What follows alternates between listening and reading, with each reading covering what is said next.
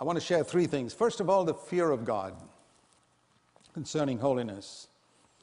The first time the word fear of God occurs in the Bible is in Genesis chapter 20 and Genesis chapter 20 and verse 11, where Abraham had just told a lie, saying that Sarah, his wife, was his sister, in order to save his own life. And the king discovered that and later on asked Abraham, "Why did you tell me this lie?" And Abraham replies in Genesis 20 and verse 11, "Because I thought, surely there is no fear of God in this place, and they will kill me because of my wife." That's the first time the expression fear of God comes in the Bible. And it interested me because it was related to sexual sin. Abraham was afraid that those people would sexually sin against his wife. And he refers to that as no fear of God. Where there is no fear of God, there's plenty of sexual sin. So when it says the fear of the Lord is the beginning of wisdom, this is one of the first areas where we need to learn the ABC. Because all human beings are tempted in this area from a very young age. I asked the Lord once, I said, "Lord, why do you allow sexual desire to start in little children when they are 12, 13 years old, when they can't get married for another 10 years or more? Why didn't you allow,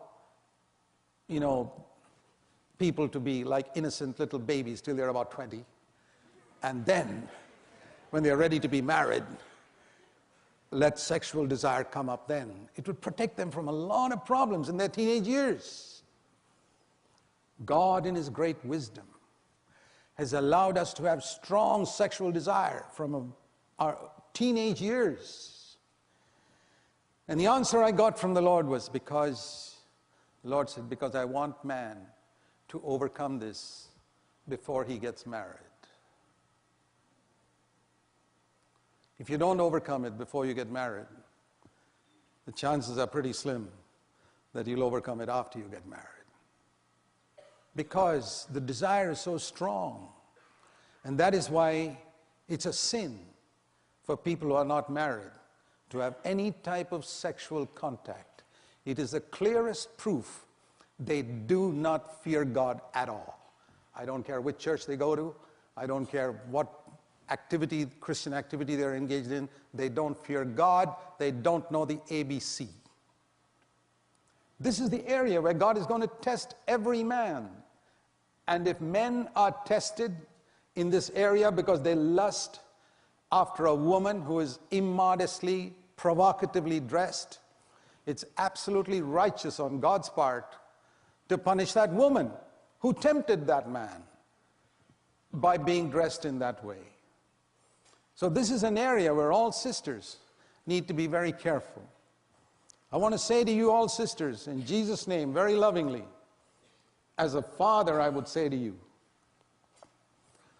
don't cause more problems for men than they're already facing in the world in this area.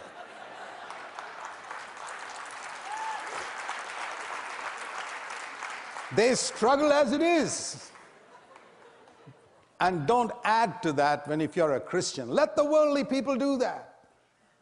I plead with you in Jesus' name, change the way you dress so that you dress in a way that'll honor God and not like the way these models and film stars dress. Who is your example?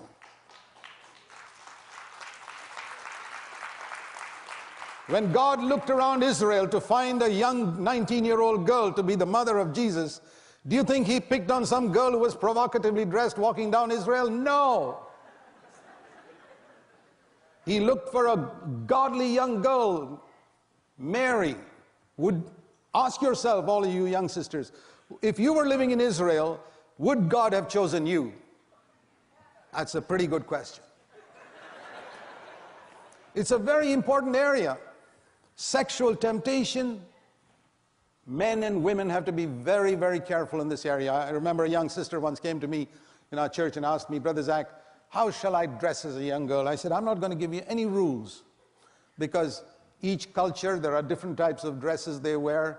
But I would say this, you know in your mind what can stimulate and provoke other people. If you don't know, ask your father or your husband. Don't ask your mother, she may not know. But ask a man. A man will look at you and immediately tell you whether it's provocative or not. I mean, it's men who can detect this much quicker. That's why I say ask your dad or your husband. And I said, now I'll tell you, I'll give you a guideline. If Jesus were living in the next street and he called you up and said, come with me, I want to go to the marketplace with you today.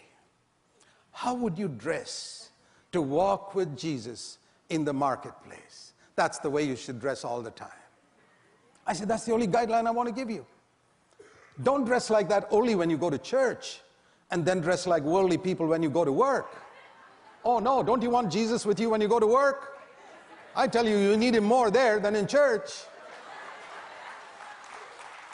And if you are dressed the way you are now, young sisters, would Jesus be proud of you and say, this is my sister, look at the way she's dressed?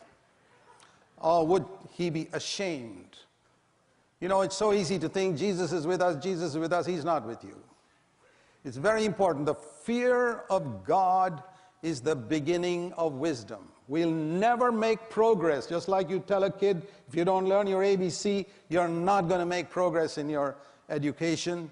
In the same way, I'd say, if you don't learn the fear of God, all your spirituality is just a lot of hot air. There's nothing in it. The other